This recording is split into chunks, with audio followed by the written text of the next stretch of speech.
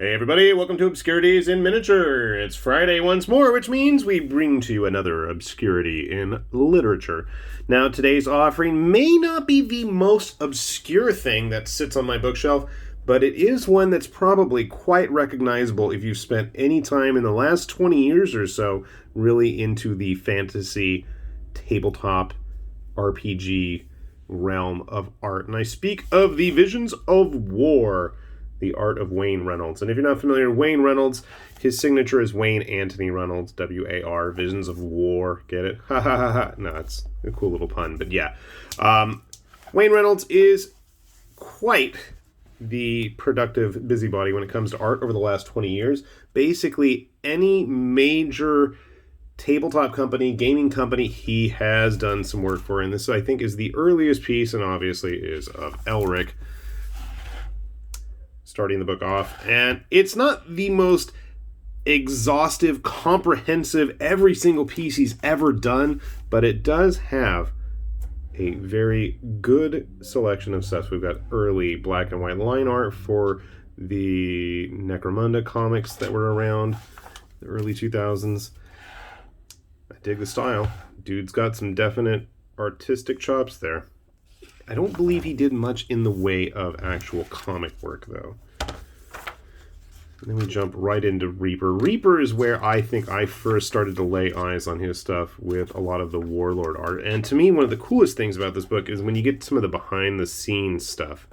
And I really dig his almost Mignola-esque use of black and white space and the very angular, blocky lines that exist there. I'm not even a fan of the Bloodstone gnomes that Reaper made, but I absolutely love the artwork, and you can tell right away when some of his models or artwork ended up becoming models. I know some of these dark elves are quite obviously based on his artwork. You are familiar with Reaper's catalog, and I know that quite a few of those. These should look familiar to quite a few of the Bones backers. And I think almost in a way quite iconic with what he did. Now, this guy does not look familiar, but that could just be me. I know these were some limited edition models that Reaper made. It would have been neat to have some of the actual models that were based on his artwork show up in here. From there, we jump into Warcraft, which I absolutely remember having some of these cards for. I will admit, I never once played World of Warcraft. Never. Now, I played Warcraft 1 through 3, but I never got into WoW. I just did not like the idea of paying a subscription for a game that I may or may not play, and I never got around to it. But I did get almost everything, actually, for the collectible miniatures game. Random sidetrack there. Again, it's kind of cool when we have the actual finished piece with the original line art, and I really appreciate getting to see that.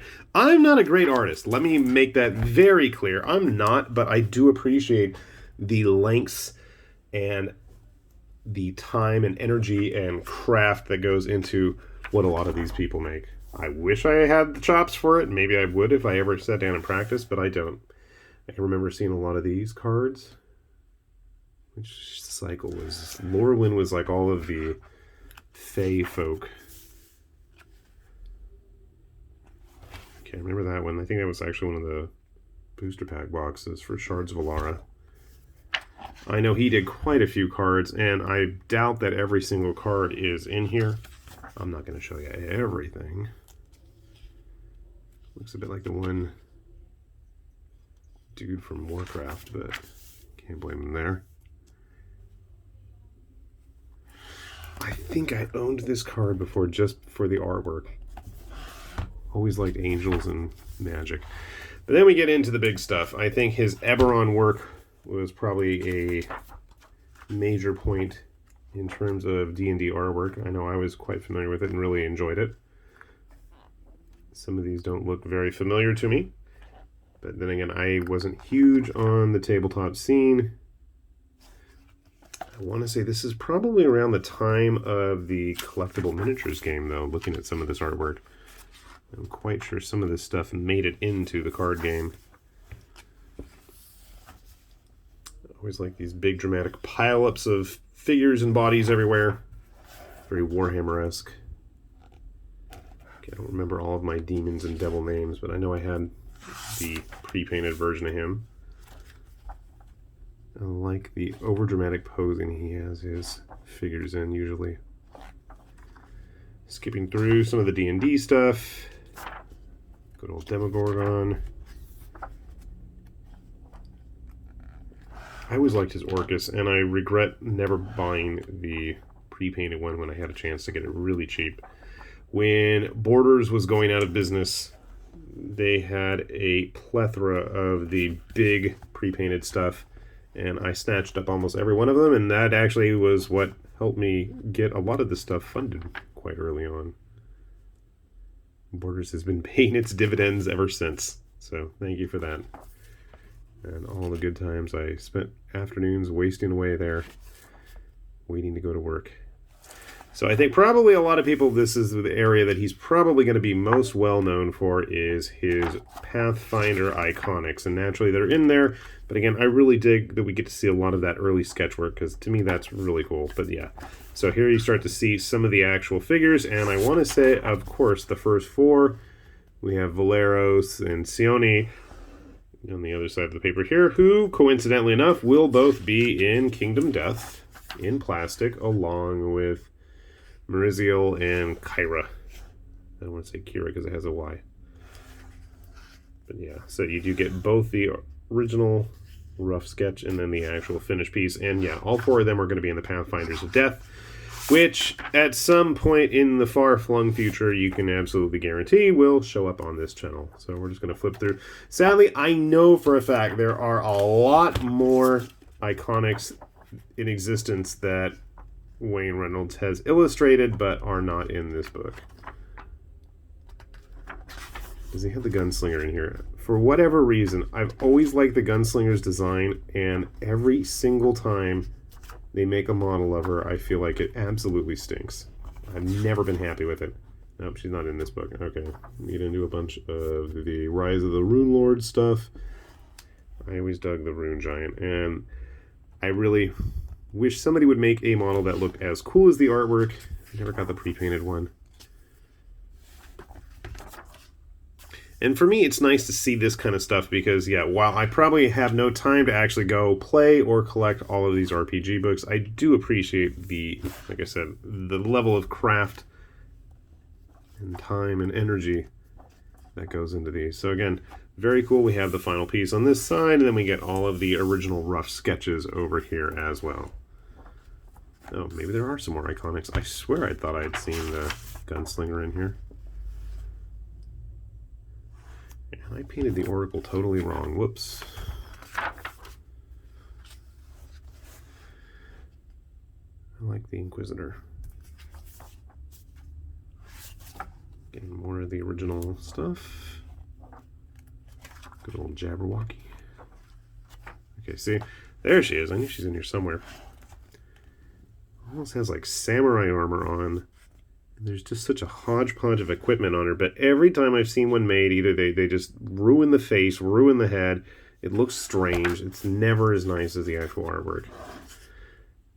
And this was another one. I know they put her in Pathfinder, the Reaper Pathfinder line, and it just was, yeah. She had a super skinny neck. Really sad. The samurai guy turned out okay. Did you ever find the Reaper? I know the Bones one is pretty thick. But again, the quality of the artwork and the final model leave a bit to desire. Okay, I don't know what these adventures are, but I do, again, appreciate the nice full color spreads. I'm sure there's more. I know there's more. The Jade Region always looked cool. I tried to paint one once upon a time. I don't know what happened to him either. More iconic people. I think they're iconic. Maybe they're not. The Dark Rider. I dug this. I actually had that big pre-painted figure. My kid used to play with it all the time. Loved all the extra bling on it. Clockwork Reliquary. That was a fun one as well. Yeah, there's definitely more iconics than what's actually in this book. In fact, come to think of it, I don't think there's a single actual goblin other than the two right there. You'd think they would have those all over the place. Other works. Dungeon Twister. There's a game I have not heard from in a long time. Wait a minute. Black Company. Huh. As in Glenn Cook's Black Company? Really? Huh. It certainly looks like it. Interesting. I did not know that. In fact, there is Green Ronin Publishing put out a campaign setting of it. Croaker. I read all those books. Absolutely love them. Okay, more Dungeon Twister. I recognize that one. A bunch of stuff I do not recognize. Giants of the Arctic. That's kind of cool. So yeah, absolutely there's stuff that I skipped over and did not spoil every little detail for you. Razor Coast. Why does that sound familiar? You guys know I like shark people. Basically any non-human, that is. So I gotta say, almost over 250 pages of nothing but artwork with quite a lot of behind-the-scenes sketch stuff in there as well.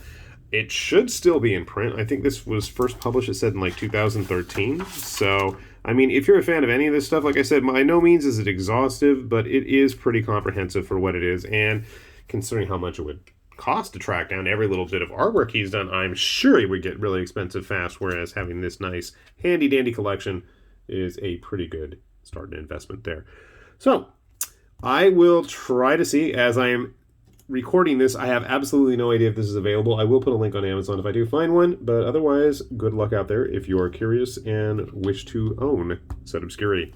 With that said, this has been High Lord Tamberlane with Obscurities and Miniatures, saying thanks for watching, and we'll see you back here soon. Bye-bye.